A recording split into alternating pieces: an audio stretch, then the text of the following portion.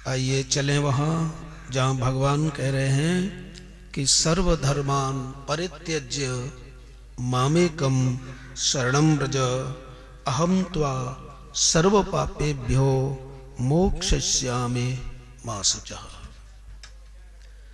संपूर्ण धर्मों का परित्याग करके तू मेरा आश्रय ले ले, मेरी शरण में आ जा, मैं तुझे संपूर्ण पापों से मुक्त कर दूंगा, डर मत। युद्ध जैसे भीषण कर्म को मुझे करना पड़ेगा, उसके फल स्वरूप मुझे न जाने किन किन भयंकर यातनाओं को सहन करना पड़ेगा। ऐसा विचार करके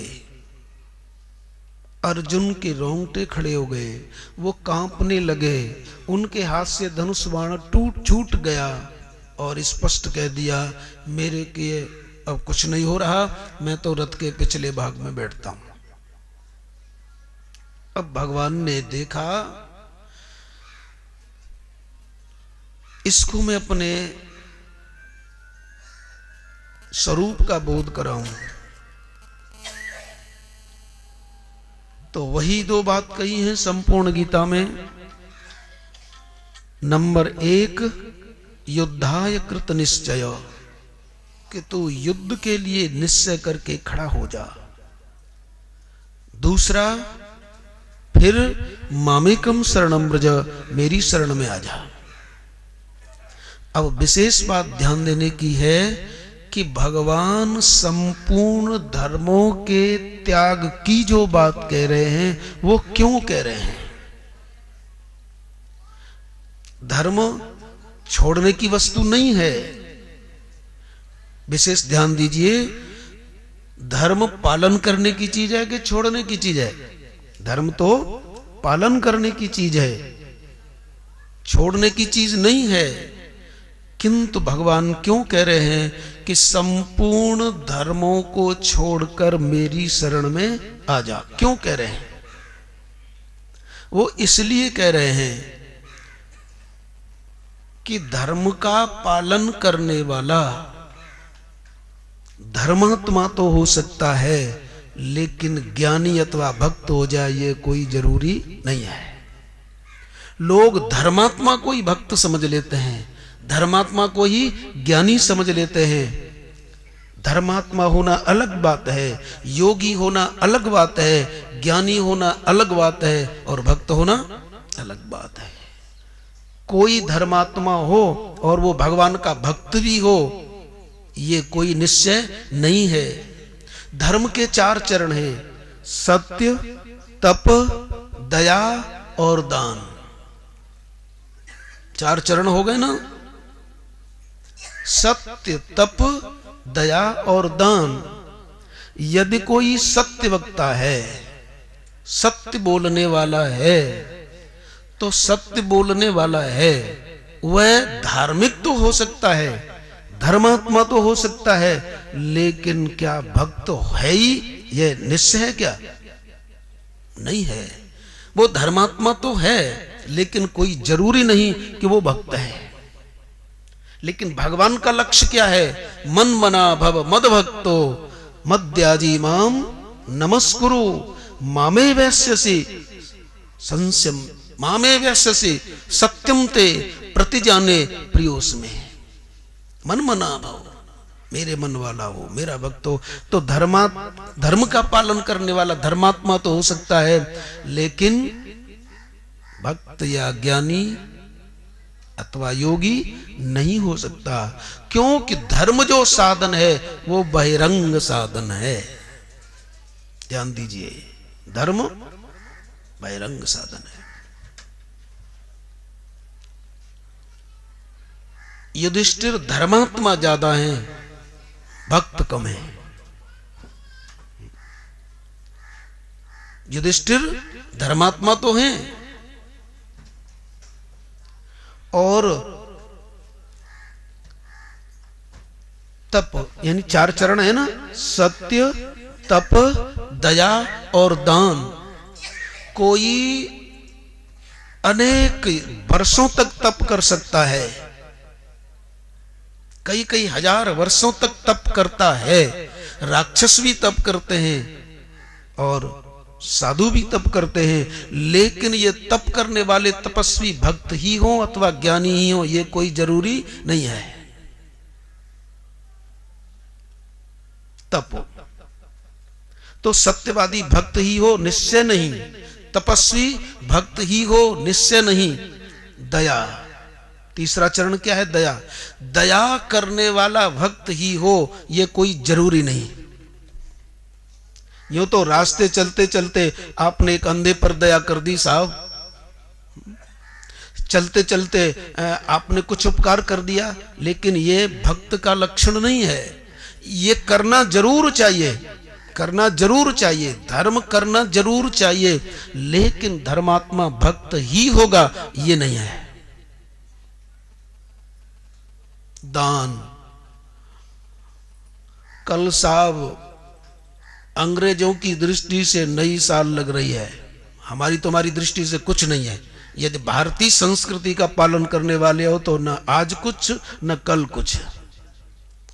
ये जो सोच रहे हो साल बदल रही है, साल बदल रही, अंग्रेजों की बदल रही होगी, तुम अंग्रेज हो? आपको मालूम है कि आपकी साल कब बदलेगी? चाहे तुम्हें, और उसका तो किसी को ध्यान ही नहीं है साहब। और बोले कल नई साल लग जाएगी, नई साल लग जाएगी। और अब के एक बात बताएं आपको, एक ऐसा कांड घटित हो गया है हमारे देश में जो सारे देश के लिए लज्जा की बात है। शायद आपने दूरदर्शन टीवी पर देखा होगा। इस देश की एक बालिका के साथ जो दुर्घटना हुई, उसका शरीरांत भी हो गया। देश के लिए बहुत लज्जा की बात।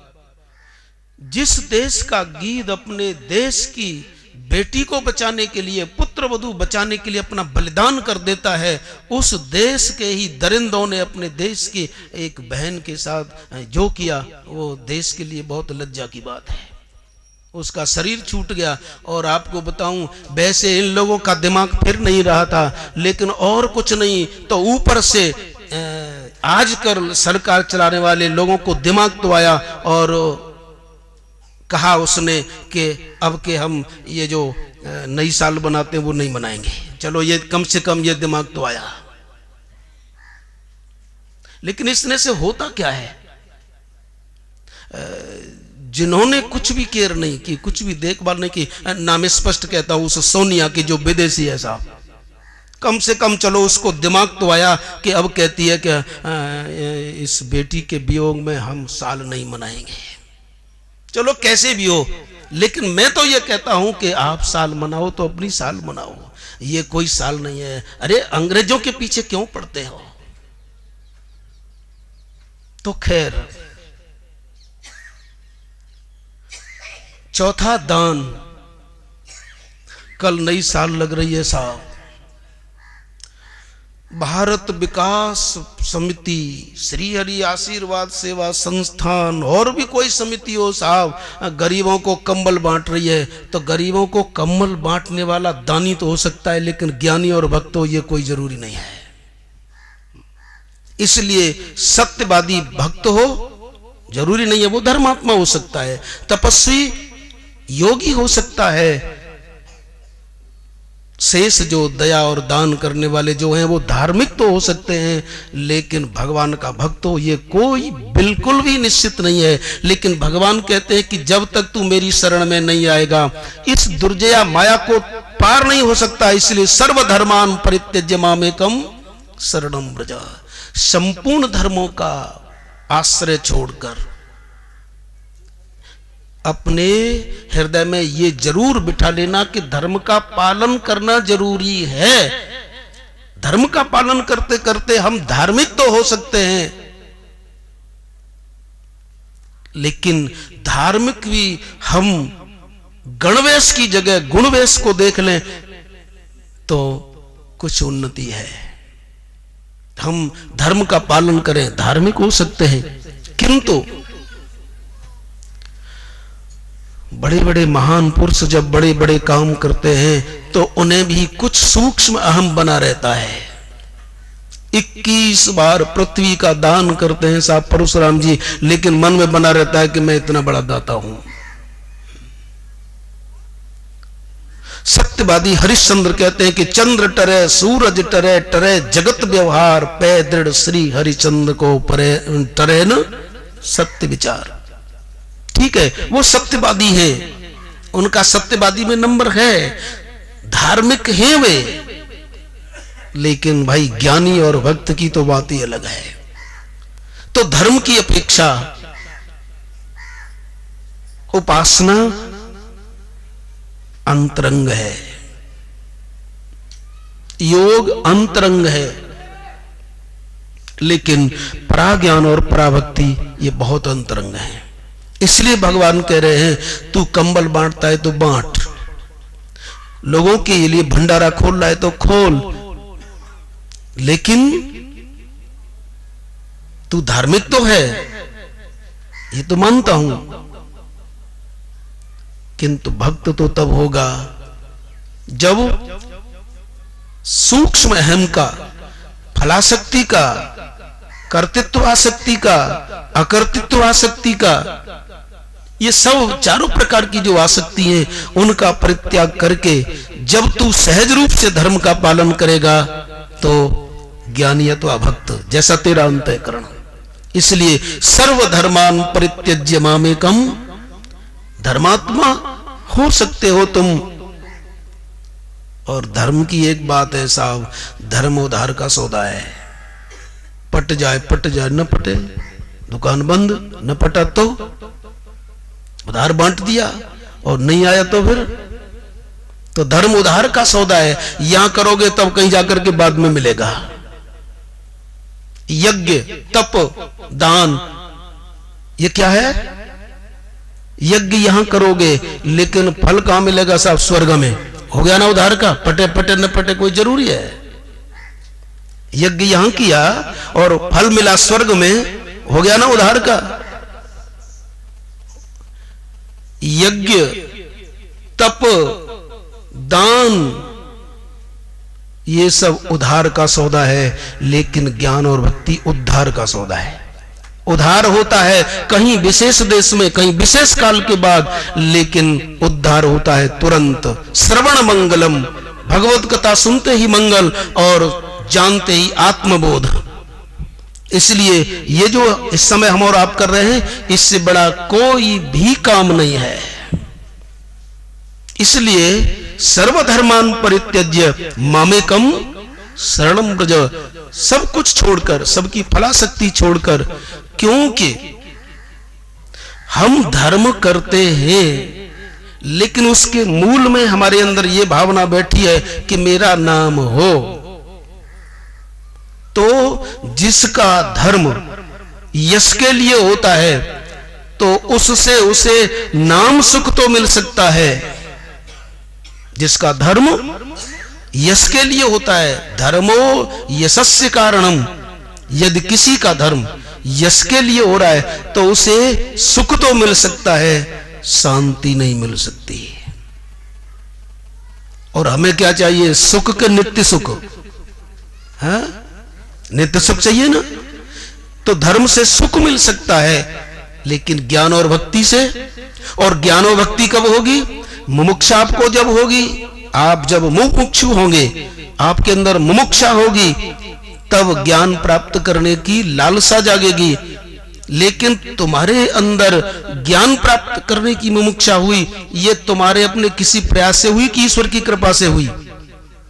भगवान शंकराचार्य कहते हैं, हे जीव, तेरे को मनुष्यता, मोक्ष प्राप्त करने की इच्छा, और नंबर 3 महान पुरुष का आश्रय, ये 3 चीजें जो मिलती हैं वो भगवत कृपा साध्य है। ईश्वर अनुग्रहदेव पुंसाम अद्वैत वासना।